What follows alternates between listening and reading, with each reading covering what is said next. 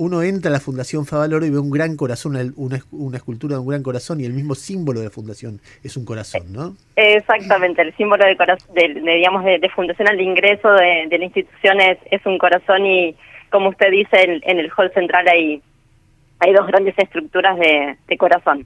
A ver, ¿me puedes tutear? Porque así nos tuteamos los dos. Contame, vos veías las noticias, me imagino que sabías del acercamiento, de las pruebas que están haciendo con esto. ¿Qué es lo que alguien que no sabe nada tiene que entender de esto? Bien, sí, la realidad es que precisamente como bien vos decías recién, es la primera vez que se realiza un trasplante interespecie, ¿no? Lo que se llama un xenotrasplante, en este caso de un animal, que en este caso es un cerdo, a lo que es un ser humano. Obviamente este procedimiento es un procedimiento experimental, como lo fue también en su momento en 1967 el primer trasplante cardíaco que se realizó, en este caso obviamente interhumano, por el doctor Christian Bernard en Ciudad del Cabo, en Sudáfrica. La realidad es que es un procedimiento experimental, es la primera vez que se está realizando el implante de un órgano, ¿no?, genéticamente modificado para que pueda ser aceptable y compatible, ¿no?, en un ser humano. Lo que acabas de decir, no sé si por ahí yo malinterpreto, porque estas cosas me producen mucho optimismo, pero le da una dimensión. Vos decís, esto tiene la dimensión que tuvo el primer trasplante que se hizo en 1967 de corazón. O sea, hoy yo trataba de comparar un hecho parecido y me acordaba cuando yo era chico que se habló de hay una bebé de probeta, como el primer bebé nacido en una técnica de fertilización asistida, y después fue masivo. No sé si tiene esa dimensión histórica esto. Yo creo que todavía nos queda mucho para aprender y mucho por recorrer dentro de este área, ¿no? Como en su momento también lo fue el trasplante cardíaco, como yo decía, el primer trasplante cardíaco realizado en humanos. No deja de ser un procedimiento experimental y la realidad es que, como se mencionaba en la nota, este paciente ha sobrevivido al implante y está cursando sus primeros días de lo que es el postoperatorio.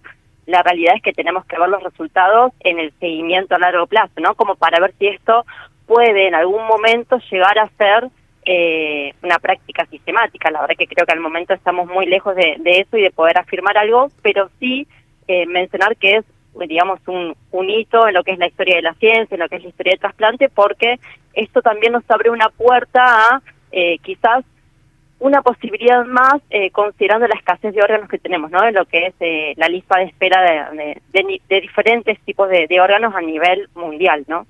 Sabemos que principalmente cuando uno habla de trasplante, yo hago trasplante cardíaco en particular, ¿no? Pero cuando uno habla de trasplante sabemos que una de las limitantes es la gran cantidad de pacientes en lista de espera debido a la escasez de donantes. Florencia, ¿cuántos años hace que sos médica y que te dedicas a esto? Yo hace ya 14 años que soy médica y hace un poquito más de 10 años que soy cardióloga. Y bueno, en la recorrida de lo que es la cardiología, siempre me gustó mucho más lo que es el intensivismo, realizar recuperación cardiovascular en su momento, y ahí también descubrí mi interés por lo que era la insuficiencia cardíaca avanzada y el trasplante, ¿no? Y puntualmente en ese momento decidí especializarme en esto y desde ahí es que estoy trabajando en el área.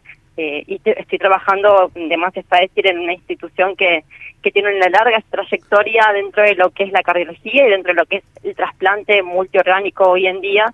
En nuestra institución se realizan trasplantes cardíacos, pulmonares, renales, hepáticos, trasplantes multiorgánicos. A ver, si podés ponerlo o en números o en la manera que se te ocurra, decir cuánto se avanzó en estos 10 años, decir, mira, antes, se me ocurre, antes de cada 3 trasplantes cardíacos sobrevivía 5 años después 1 y ahora sobreviven 2,5, no sé, cualquier cosa que vos puedas decir, mira, estos 10 años yo vi avanzar la ciencia en esto. La realidad es que en los últimos años sabemos que la expectativa de vida de estos pacientes logra más allá de los 5 años ser superior a lo que es el 80 o el 90%. Sabemos que es una posibilidad en una población muy seleccionada de pacientes con insuficiencia cardíaca avanzada, donde ya se han agotado múltiples instancias terapéuticas previo a pensar en lo que es el trasplante cardíaco. Y cada vez se está obviamente avanzando más en el conocimiento de lo que es el tratamiento inmunosupresor y la realidad de diferentes subpoblaciones de riesgo. También quizás hoy bajo determinadas condiciones pueden llegar también a a recibir un trasplante. Y me decías, más del 80% o 90% vive más de 5 años después del trasplante. ¿Y más de 10 años? El porcentaje es similar, exacto, es alrededor de un 80 a un 90% de aquellos pacientes que pueden llegar a sobrevivir más de 10 años. Uno habla de una expectativa de vida media, ¿no?, de esta población de pacientes, descartando lo que es el primer año del trasplante, que es cercano a los 14 años. Esto obviamente son registros de deportes internacionales, obviamente que esto varía en cada país y en cada centro, ¿no? Florencia, y cuando se empieza a hablar de los trasplantes interespecies, ¿qué es lo que falta? Vos decís, bueno, hay muchas cosas que faltan para que esto sea masivo. ¿Qué, por ejemplo?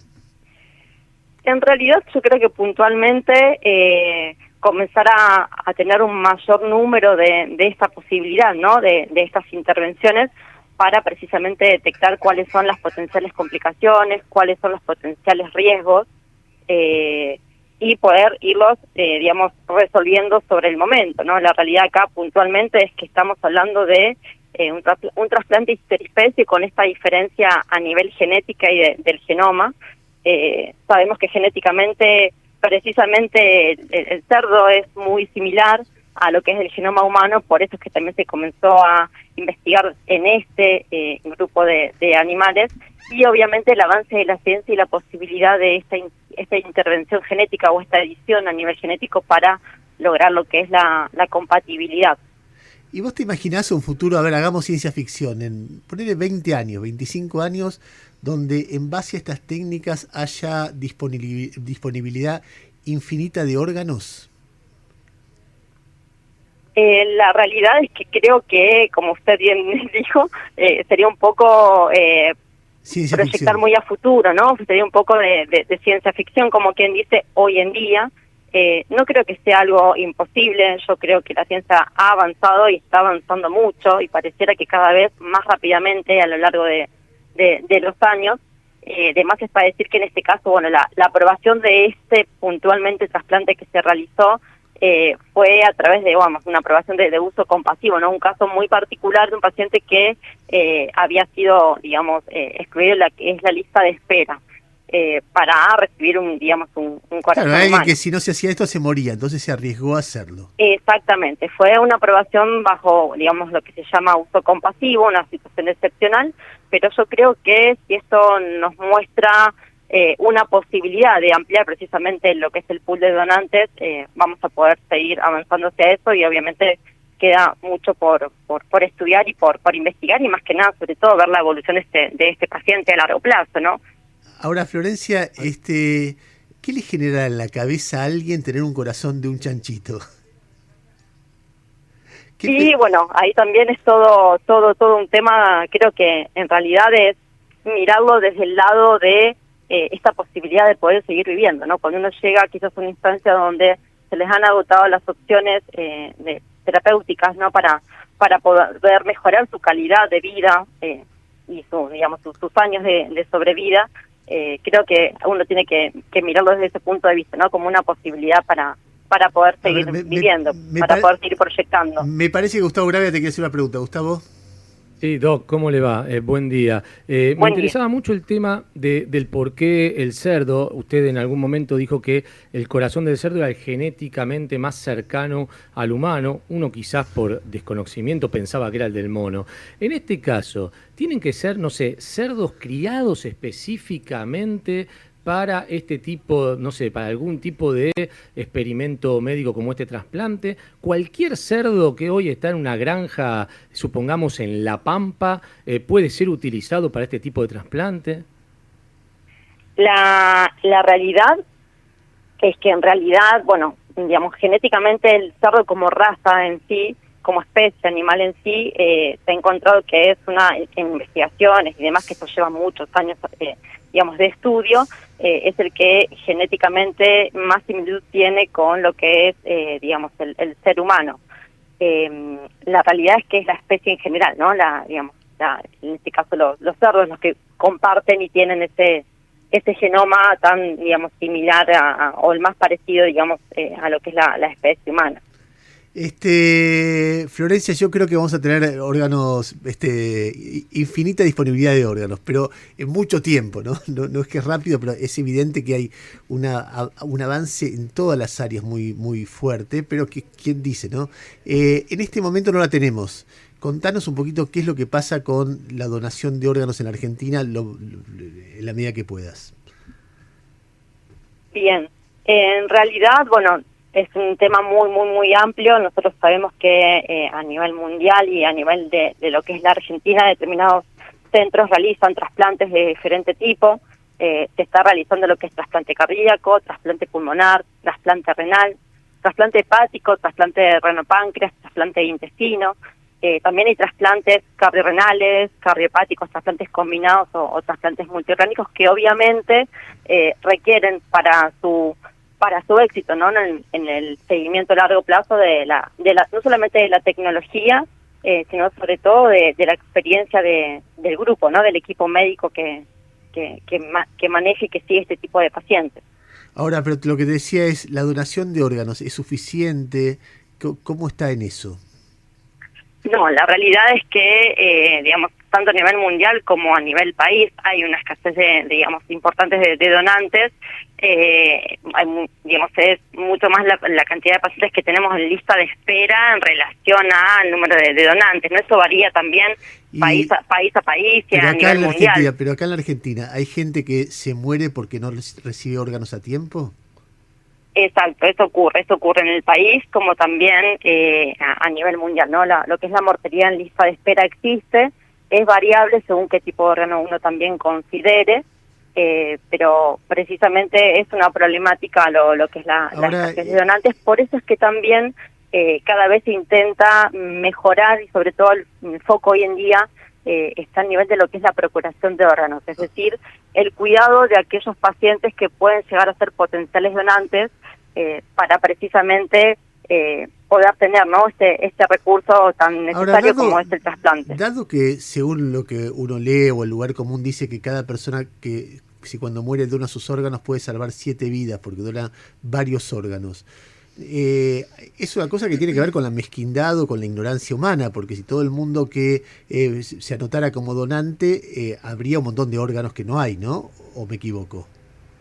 En realidad, sí, uno tiene que pensar que, obviamente, como bien sabemos, no tenemos hoy en día la ley del donante presunto. Uno puede, digamos, manifestar no querer ser donante, pero también creo que eso es algo que a lo largo del tiempo va a ir cambiando, es algo quizás a nivel de conocimiento o a nivel cultural, el saber, digamos, cómo digamos, se maneja todo esto de lo que es la ablación y el implante, cómo opera, cómo trabaja, digamos, el INCUCAI, ¿no?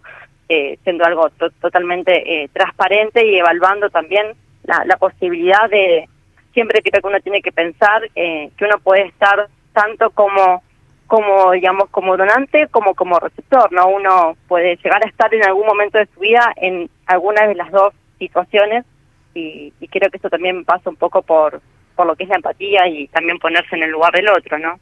Cuando uno tiene quizás un familiar que puede ser un potencial donante, pensar a la cantidad de personas que puede llegar a estar ayudando. Florencia, muchísimas gracias por la generosidad de ayudarnos a entender esto que está pasando. Gracias, ¿eh? No, ni por qué, al contrario, que tenga muy buen día.